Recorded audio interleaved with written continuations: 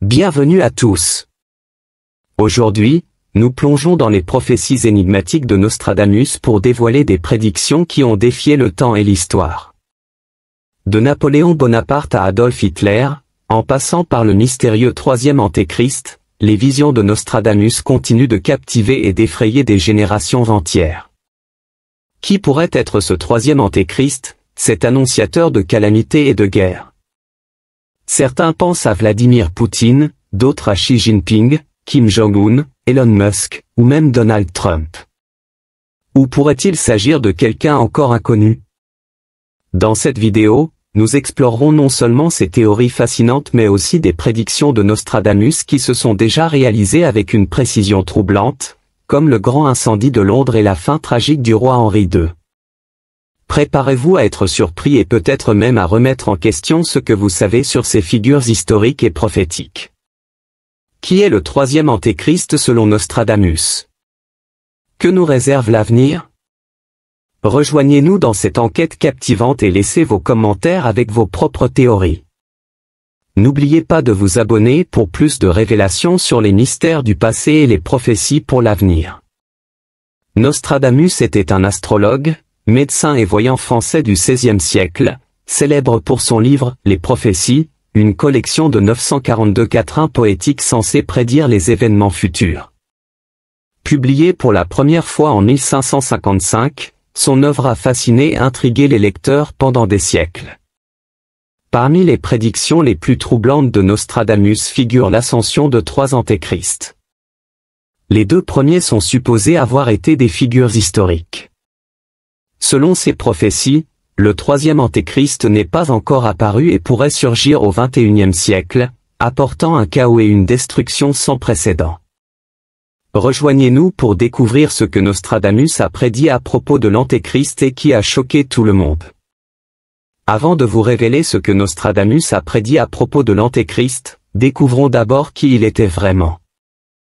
Michel de Nostredame, plus connu sous le nom de Nostradamus, est né au début du XVIe siècle dans la pittoresque ville de Saint-Rémy-de-Provence, dans le sud de la France.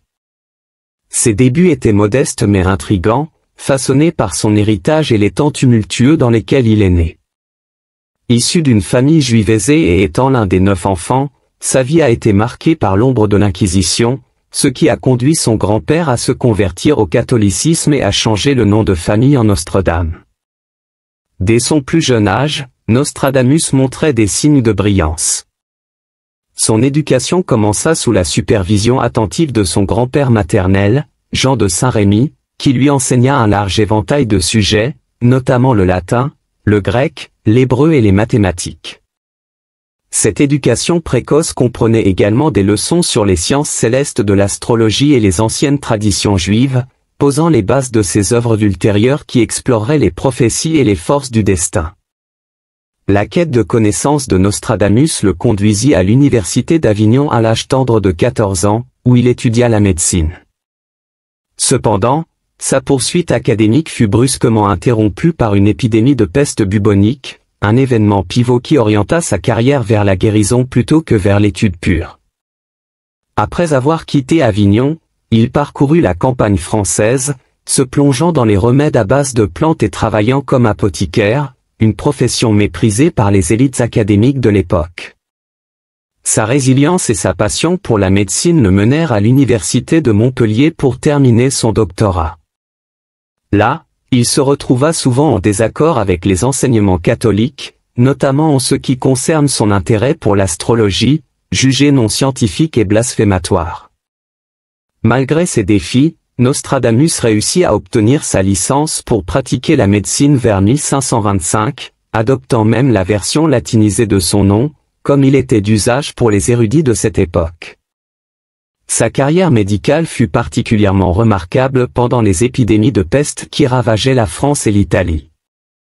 Contrairement à beaucoup de ses contemporains qui utilisaient des méthodes douteuses comme les potions de mercure et la saignée, Nostradamus préconisait des traitements plus progressifs. Il insistait sur l'importance de l'hygiène, de l'air frais et de l'alimentation pour combattre la maladie. Son approche innovante incluait la création d'une pilule de rose, une pastille à base de cynorhodon, riche en vitamine C, qui aidait à soulager certains symptômes de la peste. Son succès dans le traitement des victimes de la peste lui valut une grande renommée et la gratitude des citoyens de Provence. Cependant, sa vie personnelle fut marquée par la tragédie. En 1531, après s'être installé à Agen et s'être marié, il semblait avoir trouvé une certaine stabilité familiale, père de 2 enfants. Mais en 1534, sa femme et ses enfants succombèrent à la peste, une perte dévastatrice qui non seulement bouleversa Nostradamus, mais ternit également sa réputation professionnelle. L'incapacité de sauver sa propre famille jeta une ombre sur sa carrière, entraînant une chute temporaire en disgrâce et la perte du soutien de son ancien protecteur, Jules César Scaliger. Cette période tumultueuse marqua un tournant pour Nostradamus. Progressivement, il délaissa la pratique de la médecine pour se tourner vers le domaine mystique de l'astrologie et des prophéties.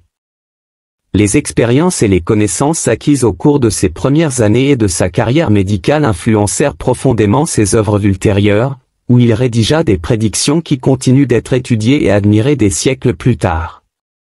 Après un incident en 1538 où il fit une remarque controversée sur une statue religieuse, Nostradamus fut accusé d'hérésie. Sentant le danger imminent de l'Inquisition, il fit une retraite stratégique de Provence, entreprenant un voyage qui le conduirait à travers la France, l'Italie, la Grèce et la Turquie. Ce n'était pas seulement une fuite, mais un pèlerinage transformateur qui l'imprégna plus profondément dans les domaines du mysticisme et de l'occulte. Au cours de ces voyages, notamment à travers les paysages historiques de l'Italie, les capacités et les intuitions de Nostradamus s'approfondirent. Il est raconté qu'il rencontra un groupe de moines franciscains et identifia de manière surprenante l'un d'entre eux, Félix Peretti, comme un futur pape. Cette prophétie se réalisa lorsque Peretti devint le pape Sixte V en 1585. Cet événement non seulement confirma ses dons prophétiques, mais renforça également sa réputation. À son retour en France après plusieurs années d'errance, se sentant suffisamment en sécurité par rapport à l'Inquisition, Nostradamus revint en France vers 1547. Il s'installa de nouveau dans l'environnement familier de Salon de Provence, où il épousa Anne Ponsarde, une riche veuve. Ensemble, ils eurent 6 enfants, établissant un foyer animé. Pendant cette période, Nostradamus publia également 2 textes médicaux, reflétant son engagement durable envers la guérison.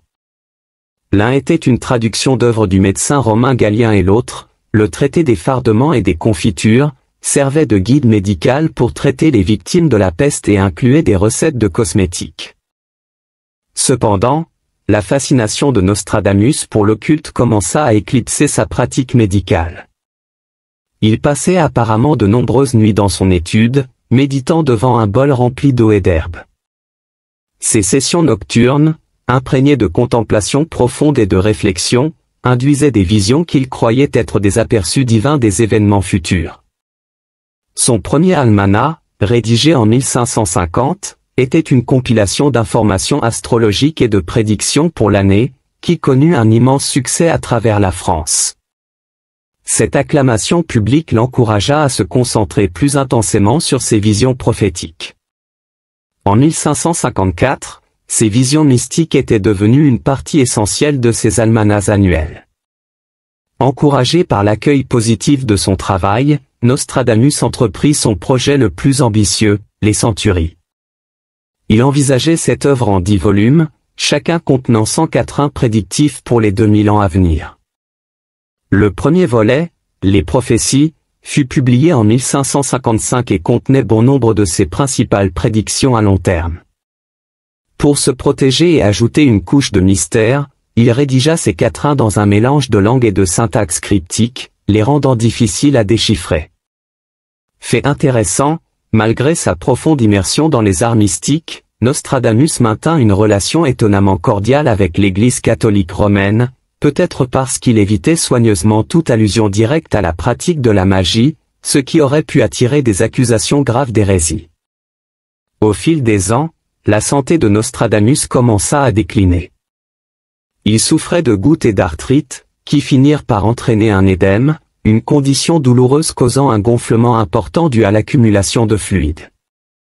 Sentant sa fin proche, il organisa ses affaires, rédigeant un testament détaillé pour assurer l'avenir de sa famille. Dans un moment poignant de lucidité, il aurait prédit sa propre mort en disant à son secrétaire, « Vous ne me trouverez pas vivant au lever du soleil. » Fidèle à sa parole, il décéda le matin du 2 juillet 1566, laissant derrière lui un héritage enveloppé de mystères et chargé de prophéties énigmatiques. Ces prophéties nous captivent encore, en particulier celles qui restent à se réaliser, comme la prédiction inquiétante sur l'Antéchrist. C'est ici que les choses deviennent intéressantes. Savez-vous ce qu'est l'Antéchrist et quel rapport a Nostradamus avec tout cela? Dans l'eschatologie chrétienne, le concept de l'Antéchrist joue un rôle crucial en tant qu'adversaire redoutable qui apparaît avant la seconde venue du Christ. Cette figure est prophétisée pour imiter le Christ afin de tromper, se substituant en tant que faux sauveur. Le terme Antéchrist apparaît 4 fois dans le Nouveau Testament, spécifiquement dans les premières et deuxièmes épîtres de Jean, où il décrit celui qui nie le Père et le Fils. La définition de l'Antéchrist intègre plusieurs caractéristiques effrayantes, l'opposition au Christ, la séduction et la tromperie des masses, apportant le chaos et la destruction, et exerçant une influence significative sur les événements mondiaux.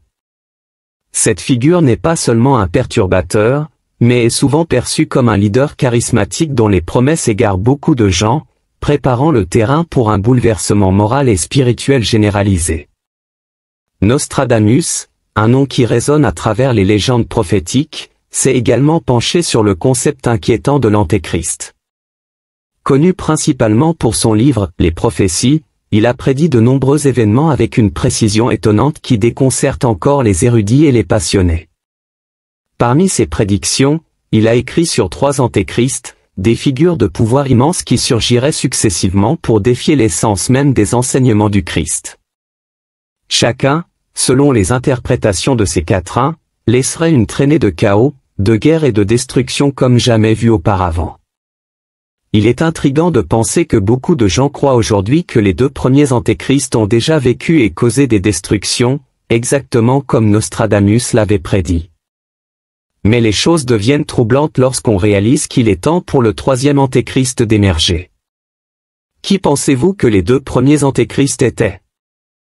Napoléon Bonaparte, prophétisé par Nostradamus. Napoléon Bonaparte est considéré comme le premier antéchrist dans le trio de figures sombres de Nostradamus qui bouleverserait les fondations du monde.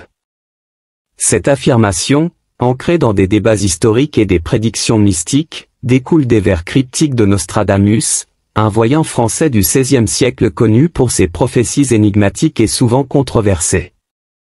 Ces vers, enveloppés dans une tapisserie complexe de langage codé, ont établi des liens avec de nombreuses figures et événements pivots de l'histoire, Napoléon Bonaparte se démarquant nettement parmi la vaste gamme de ces quatrains. On croit que Nostradamus a décrit des événements qui s'alignent étroitement avec la vie et le règne de Napoléon. Utilisant des anagrammes et un langage symbolique, il a fait référence à une figure que de nombreux érudits ont plus tard interprétée comme l'empereur français. L'anagramme « Pax Enlon » est particulièrement notable, pouvant être déchiffré comme « Napoléon Rex », ce qui signifie Napoléon le roi. Cela reflète un incident en 1794 lorsque Napoléon, malgré une brève emprisonnement, fut libéré après seulement 10 jours en raison de sa popularité et de son influence immense. Les prophéties de Nostradamus vont plus loin pour englober la campagne ambitieuse mais finalement désastreuse de Napoléon contre la Russie. Avec une grande armée de 500 000 hommes, Napoléon cherchait à étendre son empire profondément en territoire russe. Cependant, comme la prophétie le suggérait, cette campagne fut confrontée à un hiver brutal et à des cauchemars logistiques, conduisant à une retraite dévastatrice de Moscou. Cet événement a résonné avec les prévisions de Nostradamus d'une grande chute du chef dans les terres étrangères froides, une prophétie que beaucoup croient avoir été reflétée de nouveau au XXe siècle lors de l'invasion de la Russie par Hitler. Mais plus à ce sujet plus tard. La notion de l'antéchrist dans l'œuvre de Nostradamus symbolise largement des figures qui exercent un pouvoir immense pour mener des guerres et influencer les trajectoires historiques, souvent à un coût humain élevé. Dans ce contexte, Napoléon, avec ses méthodes révolutionnaires et ses réformes radicales qui ont changé la face de l'Europe, correspond au modèle d'une figure qui a profondément façonné et, de nombreuses façons, perturbé l'ordre établi. Le deuxième Antéchrist pourrait sembler être un titre tiré des pages d'un roman dramatique, mais c'est ainsi que certains interprètent les vers cryptiques de Michel de Nostredame, mieux connu sous le nom de Nostradamus. Parmi ceux-ci, une prophétie particulièrement effrayante est pensée par certains pour prédire la montée d'Adolf Hitler, le dictateur infâme dont le règne a marqué l'un des chapitres les plus sombres de l'histoire européenne. Un quatrain attire l'attention par sa présence inquiétante, déclarant, du fond de l'Europe occidentale, un jeune enfant naîtra de pauvres gens. Celui qui, par sa langue, séduira une grande troupe, sa renommée augmentera vers le royaume de l'Est. Ce passage évoque l'image d'un leader émerge de modestes débuts, utilisant son discours persuasif comme une arme puissante et étendant son influence vers l'Est. Ces détails s'alignent de manière troublante avec la biographie d'Hitler et ses politiques expansionnistes menant à la Seconde Guerre mondiale. Ajoutant au mystère est le mot d'hystère, utilisé dans un autre quatrain. Alors que certains enthousiastes relient hâtivement ceci à Hitler, il se réfère en fait à un ancien nom pour le Danube. Néanmoins, la proximité de ce mot avec la montée du dictateur, considérant qu'Hitler est né près du Danube en Autriche, donne des frissons à ceux enclins aux liens prophétiques. Il est écrit, « Des bêtes féroces de faim franchiront les fleuves. » La plus grande partie du champ de bataille sera contre Hitler. En cage de fer sera traîné le grand. Quand rien enfant de Germanie observera. Ce quatrain pourrait être étiré pour envisager la propagation de l'agression nazie à travers l'Europe et l'éventuelle mise en cage du régime d'Hitler dans des batailles qu'il ne pouvait pas gagner. Enfin, nous arrivons à la partie qui vous intéresse le plus. Êtes-vous prêt à découvrir ce que Nostradamus a prédit pour l'arrivée du troisième Antéchrist? Car croyez-moi, vous serez choqués. Tout au long de l'histoire, le concept de l'Antéchrist a captivé l'imagination de millions de personnes. Comme nous l'avons déjà mentionné, Nostradamus a prédit l'émergence de 3 antéchrists, dont 2, Napoléon Bonaparte et Adolf Hitler, ont déjà laissé leur marque sombre sur notre monde. Maintenant, les théories tournent autour de l'identité du troisième, une figure enveloppée de mystère mais dont l'arrivée pourrait être imminente selon les interprétations des écrits de Nostradamus. Nostradamus décrit ce troisième antéchrist comme un annonciateur de guerre et de calamité, un qui anéantirait les 3 et dont la guerre durerait 27 ans. Selon certaines interprétations, cette prophétie pourrait même se référer à plusieurs figures et que, en juillet 2024, ils commenceront cette guerre.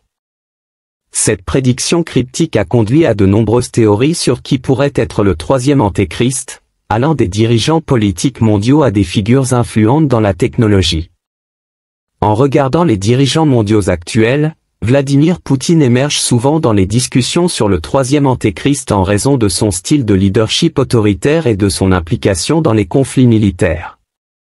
Ses actions, notamment en Europe de l'Est, et sa longue emprise sur le pouvoir reflètent le type d'influence déstabilisatrice que l'antéchrist de Nostradamus est censé exercer. En revanche, certains se tournent vers Xi Jinping, le président de la Chine, dont le contrôle centralisé et les manœuvres en politique internationale ont considérablement modifié les dynamiques mondiales. Le leadership de 11, marqué par une Chine de plus en plus assertive, fait de lui un candidat à la prophétie de Nostradamus aux yeux de ceux qui voient un avenir où la Chine joue un rôle dominant et potentiellement agressif sur la scène mondiale. Ensuite, il y a Kim Jong-un, le leader énigmatique de la Corée du Nord, connu pour les politiques isolationnistes de son régime et ses ambitions nucléaires. Sa nature imprévisible et son potentiel à causer des perturbations généralisées sont des attributs souvent associés à la vision de Nostradamus d'un antéchrist porteur de guerre. En dehors des figures politiques traditionnelles, Elon Musk, un titan de la technologie et de l'innovation, entre également dans la conversation, bien que d'une manière moins conventionnelle. Son influence sur les avancées technologiques clés et ses projets visionnaires comme la colonisation de Mars incarnent un type de pouvoir différent, un pouvoir qui pourrait radicalement changer l'existence humaine et les structures sociales. Bien qu'il soit exagéré de le comparer à un antéchrist belliqueux, son potentiel à impacter l'humanité est indéniable et pourrait s'aligner avec les thèmes de Nostradamus d'une figure transformative et puissante. Enfin, la figure controversée de Donald Trump ne peut être négligée. Sa présidence a été marquée par des bouleversements significatifs et des réponses polarisées, tant au niveau national qu'international. Le potentiel retour de Trump au pouvoir alimente des débats continus sur son influence et les changements profonds dans les normes politiques que son style de leadership pourrait entraîner. Selon Nostradamus, l'émergence du troisième antéchrist est réservée au XXIe siècle, ce qui accroît naturellement les discussions à ce sujet dans notre ère actuelle. Le timing s'aligne de manière troublante avec les bouleversements mondiaux que nous connaissons, des changements politiques aux avancées technologiques en passant par les crises environnementales. Ces conditions fournissent un terrain fertile pour l'ascension d'un leader transformateur ou destructeur correspondant au modèle prophétique décrit par Nostradamus. La proximité apparente de cette prophétie dans le temps lui confère une urgence et une pertinence palpables, suscitant à la fois la peur et la fascination dans le monde entier. Alors, qui pensez-vous que sera le troisième antéchrist ? Est-ce l'une des figures mentionnées comme Vladimir Poutine, Xi Jinping, Kim Jong-un, Elon Musk ou Donald Trump? Pourrait-il s'agir de quelqu'un de totalement différent, peut-être une figure encore à gagner en notoriété mondiale? Si vous pensez que vous ne pouvez pas croire à la prédiction de Nostradamus sur la venue du troisième antéchrist, vous devez absolument entendre parler de certaines des prédictions les plus célèbres qui se sont déjà réalisées, comme le grand incendie de Londres. Le quatrain de Nostradamus sur le grand incendie de Londres est étrangement spécifique, mentionnant l'année et le lieu avec un détail frappant. Nostradamus écrit que « le sang des justes manquera à Londres, brûlé dans le feu de 66, la dame antique tombera de sa haute place et beaucoup de la même secte seront tués ». Cette prophétie semble prédire l'incendie dévastateur qui a commencé dans une boulangerie sur Pudding Lane en septembre 1666, ravageant la ville pendant 3 jours. Tandis que certains soutiennent que le terme « éclair » utilisé par Nostradamus représente symboliquement la nature soudaine et violente de l'initiation de l'incendie, d'autres croient qu'il était simplement métaphorique. La dame antique pourrait se référer à Londres elle-même, historiquement personnifiée comme une femme dans l'art et la littérature, vue comme tombant en disgrâce parmi les flammes. La référence au sang des justes pourrait symboliquement impliquer les rapporteurs de la peste qui ont été éradiqués pendant l'incendie, ce qui a aidé à mettre fin à la peste noire, un léger soulagement à un événement si tragique. La prochaine raison pour laquelle nous devrions croire que Nostradamus que le troisième antéchrist viendra est qu'il a réussi à prédire la fin tragique de Henri II de France avec une précision étonnante. Henri II, connu pour sa santé robuste et son amour des sports, en particulier la joute, a rencontré une fin prématurée et macabre lors d'un tournoi tenu en 1559. Cet événement, censé célébrer la paix, est devenu ironiquement la scène d'une tragédie fatale qui semblait résonner avec les paroles de Nostradamus dans l'un de ses quatrains mystérieux. Nostradamus a décrit un duel entre 2 lions où le jeune lion vaincra le vieux sur le champ de combat en une seule bataille, il percera ses yeux à travers une cage d'or, 2 blessures en une, puis il mourra d'une mort cruelle. Cette prophétie fait écho de manière glaçante à l'incident où le roi Henri, souvent symbolisé comme un lion, joute contre Gabriel de Montgomery, un noble de 6 ans son cadet. Lors de leur rencontre culminante, la lance de Gabriel de Montgomery se brisa, envoyant des éclats à travers la visière dorée du roi, littéralement la cage d'or, et dans son œil et son crâne. Henri a souffert pendant 10 jours agonisants avant de succomber à une infection. Saviez-vous que Nostradamus a même prédit les découvertes scientifiques révolutionnaires de Louis Pasteur des siècles avant qu'elles ne se produisent?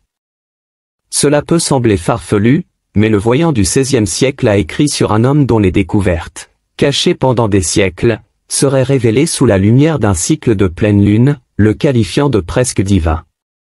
Louis Pasteur, chimiste et microbiologiste français, a fait des découvertes qui ont transformé la médecine et la science, et certains croient que Nostradamus avait anticipé ces avancées incroyables. Né en 1822, Louis Pasteur correspond à cette description avec une précision étonnante. Ces recherches ont fondamentalement changé notre compréhension et notre gestion des organismes biologiques, et leur impact est encore profondément ressenti en sciences médicales aujourd'hui. La contribution la plus notable de Pasteur fut la réfutation de la génération spontanée, la théorie prévalente selon laquelle la vie pouvait surgir soudainement de la matière inanimée. Il a démontré que les micro-organismes causent la fermentation et les maladies, ce qui a conduit à son développement de la pasteurisation, un procédé qui porte son nom et est utilisé dans le monde entier pour rendre les aliments sûrs. De plus, son travail sur les vaccins contre la rage et l'anthrax a jeté les bases de l'immunologie moderne. Cependant, la prédiction de Nostradamus ne s'est pas terminée en gloire. Il a noté de manière inquiétante que, malgré ses réalisations monumentales, Louis serait déshonoré par d'autres rumeurs. Cette partie de la prophétie a pris tout son sens en 1995 lorsque l'historien Gérald L. Jason a publié des découvertes révélant que Louis Pasteur avait utilisé les recherches d'un rival sans reconnaissance adéquate pour développer son vaccin contre l'anthrax. Cette révélation a quelque peu terni la réputation de Louis Pasteur, reflétant les mots de Nostradamus sur le déshonneur suivant le grand honneur. Toujours pas convaincu? Laissez-moi vous donner un autre exemple, Nostradamus et la bombe atomique. Nous allons maintenant explorer l'une des prophéties les plus effroyablement précises de Nostradamus, que beaucoup croient prédire les événements catastrophiques d'Hiroshima et de Nagasaki en 1945. Le passage dans son livre décrit une flèche céleste traçant son cours, apportant la mort en parlant et marquant un grand accomplissement. Cette imagerie rappelle étrangement les bombes atomiques que les États-Unis ont déployées pour mettre fin brutalement à la Seconde Guerre mondiale. Ces armes, décrites métaphoriquement comme des flèches célestes, se déplaçaient à travers le ciel pour livrer une destruction sans précédent. La phrase « La nation fière abaissée par la pierre dans l'arbre » pourrait symboliquement représenter les champignons atomiques qui s'élevaient comme des arbres monstrueux au-dessus des paysages anéantis des deux villes japonaises. Cette imagerie capture la nature surréaliste et horrifiante de la bombe, une pierre, un objet de solidité et de terre, se manifestant de manière explosive dans l'arbre du nuage en forme de champignon. Cette interprétation s'inscrit dans le récit global d'un accomplissement technologique puissant mais tragique qui a mis à genoux une nation fière. De plus, la référence de Nostradamus à un humain monstrueux peut faire allusion au lourd tribut humain et aux blessures grotesques infligées par les bombes, ce qui a conduit à un besoin désespéré d'expiation tant physique que morale. Les effets des bombardements ont dépassé la destruction immédiate, inaugurant une ère marquée par la menace nucléaire et les dilemmes éthiques d'un tel pouvoir immense. Croyez-vous maintenant que la prédiction de Nostradamus concernant l'arrivée du troisième antéchrist se réalisera? Quand pensez-vous que le troisième antéchrist viendra? Faites-le nous savoir dans les commentaires et abonnez-vous à notre chaîne pour plus de vidéos.